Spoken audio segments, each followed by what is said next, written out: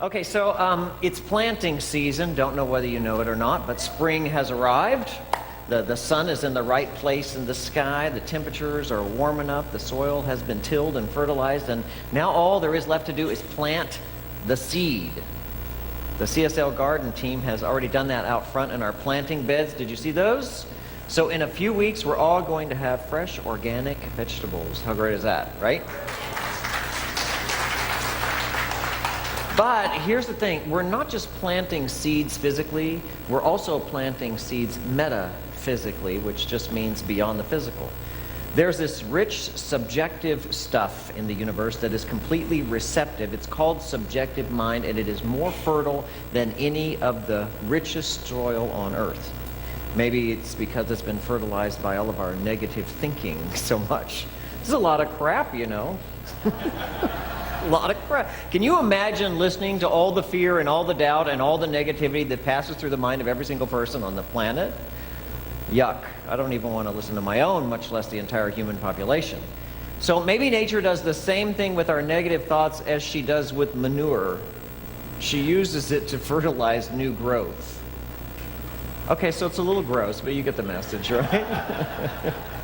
It didn't work well in the first service either. I figured, well, you know, maybe they're awake at 10:30. They'll do it. The process is the same whether you are planting physical seeds or thoughts. Whatever you plant is what grows. If you plant a tomato seed, guess what? You get a tomato. And that means if you sit around planting seeds of anger and resentment all day, it's not likely UPS is going to deliver a handsome prince to your door. More than likely, you'll attract someone into your life who's exactly like you, who's angry and resentful. But thank God, just the opposite is true too, because if your thought tends to lean toward more the affirmative, you'll hear something out of your mouth like this. You'll never believe what just happened to me. I got this amazing new job opportunity. It just came to me out of the blue. That's why I call God blue. So, we attract what we think about. If you plant a tomato seed, you get a tomato. If your mind is filled with thoughts of love, your life will be blessed with love and with happiness. This is basic, fundamental metaphysics 101. So our theme for the whole year is planting seeds, but our theme for April is planting seeds of change. Change. Everybody knows, as the founder of our teaching said so bluntly and so boldly, the eternal mandate is grow or die. Everybody knows that change is necessary. Everybody knows things have to change in order for us to grow. Everybody knows that the infinite can't shrink, so the finite has to expand, and we have to change. But that doesn't mean that we like it, and it certainly doesn't mean that we always embrace change when it shows up. But when it comes to a truth as universal as this, what's true on one level is true on all levels. And one of the fundamental truths in business is, and for all of you who've been in business, you know this, nothing stays the same. The market is always in a state of flux. So you can't do the same thing in business that worked in 1980 and expect it to work today. It simply will not happen. Nothing stands still. Your business, like your relationships, like everything else in your life, is either doing one of two things. It's either growing or dying. So, what happens to the people who know this, who understand it? The ones that learn to accept the inevitability of change and find some way to embrace it and find some way to adapt quickly. What happens to them? And then what happens to the people that try, keyword, to resist change and fight it tooth and nail? Well, the difference between the two is humongous. Humongous. One group will grow and thrive, and the other will be raked across the coals. Listen to this. Nature is not kind to people in the latter group. She will drag them into change, kicking and screaming all the way. So the question for you to answer is, which side do you want to be on? When change comes to your life, and it will come to your life, will you accept it? Will you adapt? Will you embrace it as a sign of growth? Will you see this change as the coming of new opportunities? Or will you try to dig your heels in and fight it and fight for the status quo? Every single month with our theme, we have a recommended reading, and the book of the month this month will help you decide this. It's great when it comes to accepting change. It's called Living as a River, Finding Fearlessness in the Face of Change. And the author said that in this book. She says, this is your new definition for who you are. She says, each of us is an ever-moving flow of matter and consciousness. That's what you are. Everything is moving and flowing in consciousness. So that means you're not the same person you were last week. When you showed up here last Sunday, you're new again. You're not the same person either physically or metaphysically. Your body has released dead cells, and thank God it's made new ones. Your thoughts are different. Your feelings are new. You're changing. You are literally changing as we speak. Everything in life is changing. And that's the problem, my friends. Things are changing so rapidly these days that many people are finding it hard to keep up. You know, it's very hard for those people who resist change to adapt to living in a world where the words that come out of your mouth or the pictures that you post online can circle the globe in a matter of seconds, where what you say and who you are affects everything in the world now. We're living in a new era. We've seen it happen. We've already seen the results. One woman's Facebook post a few months ago forced one of the largest banks in America to change and reverse their policy. Social media is changing the world. It caused a revolution in Egypt, and it's fueling one right now in Syria. The world is changing quickly. The economy is changing. Technology is forcing change. Old systems are breaking down faster than we can create and build new ones. Everything is moving faster and faster and faster and faster and faster, and if you don't keep up, you quickly become irrelevant. Irrelevant. Now, this excites the innovators and the visionaries. It does. It's such an exciting time. We've been sitting on the curb waiting for a long time for this train to come down the tracks.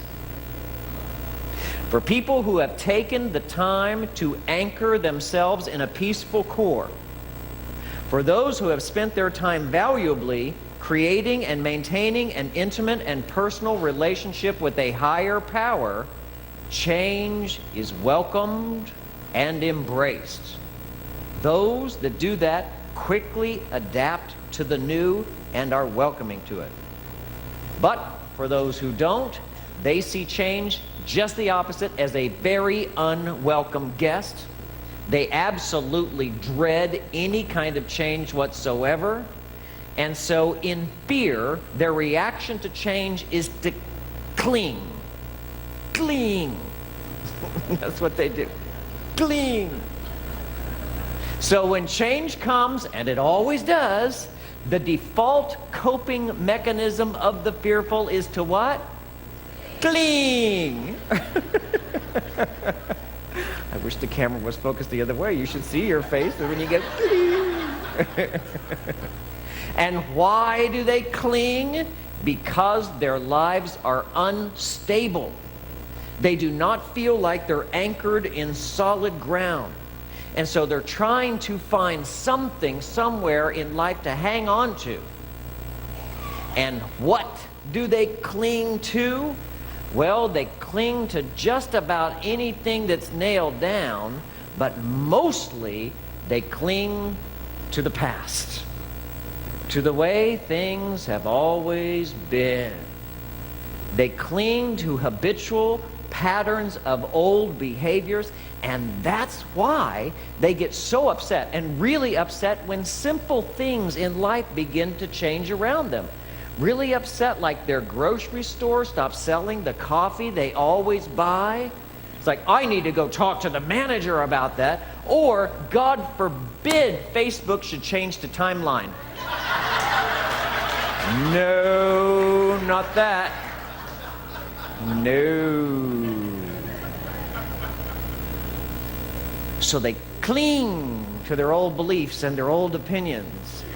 And that's why they get so mad when people don't agree with them when it comes to politics or religion. They will defend to the death their political and religious opinions and become irate with anybody who dares to disagree with them. That's the generally fearful masses. And then there are those group of people that I call the serial fearful. They're just like serial killers, except they don't kill people, they kill optimism. They kill anybody that has a new idea. They absolutely hate change. And so they cling to their own sense and definition of helplessness. It literally defines them, you know.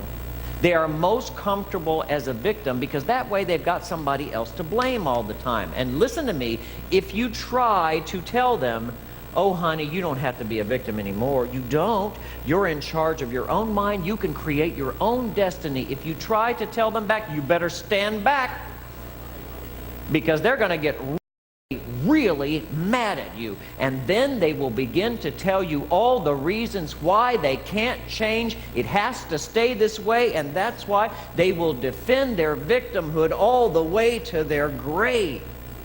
Do you know anybody like this? You related to anybody like this? You didn't bring them today, did you? Fun to be around, fun people. Oh, God has made them such a joy.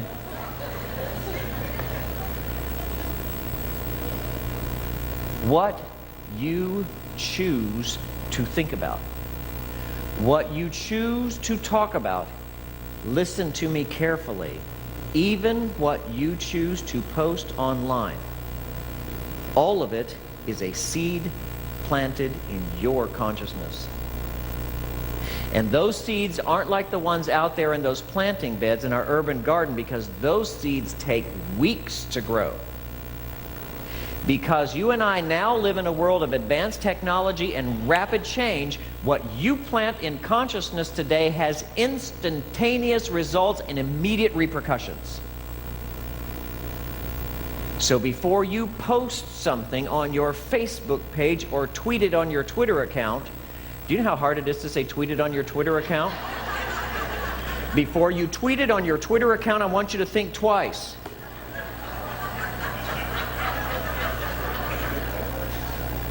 Twooey.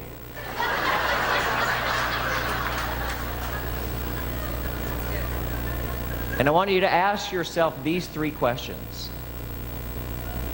Does this represent the best I can give to the world? Do I want what I'm saying of other people in this post to be said of me?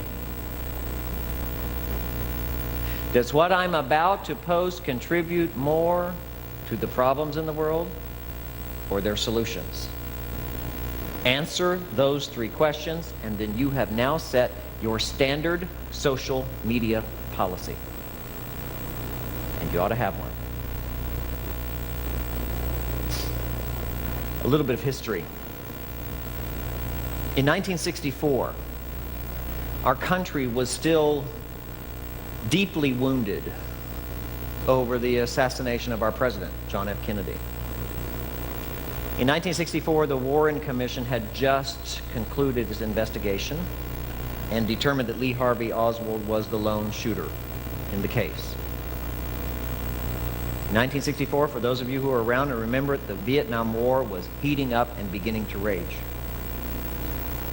That very same year, 3 civil rights workers were murdered in Mississippi. Racial tensions were so high in this country that there were riots in every major city, especially in New York and Harlem, in LA and Watts. The world was coming apart at the seams. There was violence everywhere emerging. The earth itself seemed angry and violent because in 1964, the most powerful earthquake in U.S. history hit Alaska with a 9.2 magnitude. But in the midst of all of this upheaval, this chaos, this rapid change, this disruption, one man started to write about a bold new future, one that he envisioned for us all. But you see, his vision wasn't even for the century he lived in, the 20th century. His vision was for the 23rd century. His name was Gene Roddenberry. Ever heard of this guy? You've heard of him. 2 years later, his vision would come into fruition on this exact date, September 8, 1966, or if you prefer, Stardate 1513.1. And if you don't think I looked it up, check it out. That was the first date on NBC of the pilot for the series Star Trek. And even though he lived in a time of great racial injustice and complete inequity, Mr. Roddenberry cast this woman, Nichelle Nichols, to play the role of Lieutenant Uhura, the communications officer on the bridge of the USS Enterprise. Now, to give you an idea of how radical this was for the time, when the show first aired in 1966, there were TV stations in the South that refused to show it because she was black. Now, too much history for you who were born later. If you were born after 1990, this is your Lieutenant Uhura. Change is inevitable. However, back to history. After her first year playing Uhura, the actress Nichelle Nichols went into Gene Roddenberry's office to quit, to give her notice.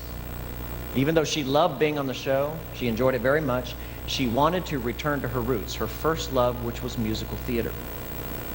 Reluctantly, after a long conversation, Mr. Roddenberry accepted her resignation. And then something unique and coincidental happened.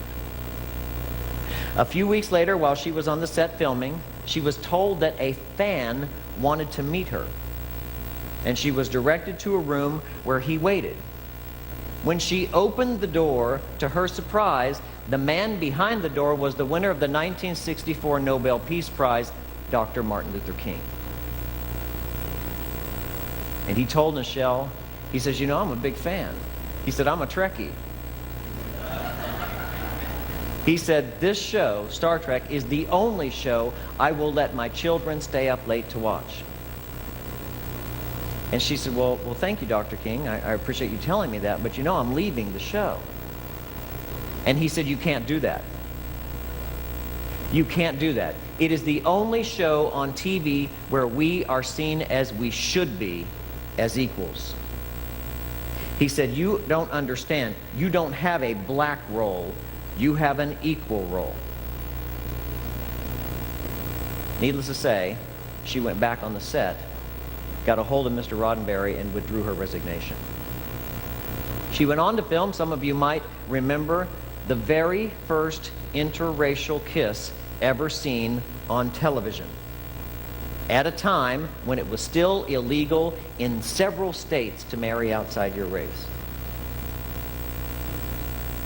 The moral of the story is this: our world today seems just as chaotic and just as crazy as it did in 1964.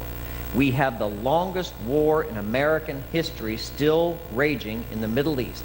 We have climate change issues we're trying to understand how to react to. We still have racial tensions. Every single time you turn on your TV set, there is more news of what they always seem to call the trial of the century. Whether it's O.J. Simpson or the woman who drowned her 5 children or the Trayvon Martin case. Understand this and pay close attention. They fuel the fire, they hype the drama, so you'll get upset and watch more. You have to remember, they need ratings. They need for you to watch so they can stay in business. Remember this. Everything you give your attention to plants a seed in your mind. In your mind. It is not only causative for your experience, it's causative for the entire world's. So you have a choice. Just like Gene Roddenberry. Will you succumb to the drama of the day, or will you create a new story? One with a higher vision of who you are and who we all can be together in the world. I can tell you this, change is inevitable. She's coming. You can't stop her. She's coming. But you can make sure that the change that comes to your life is positive and affirmative. And that is exactly the endless challenge that Dr. Holmes was talking about. It is the challenge that you and I have to face every single day we are alive, and that is to be in this world, but somehow not to be infected by it. Do you understand? To face the negativity of everyday human life, but to make sure that we are anchored in a greater truth and a higher power. So ends the lesson.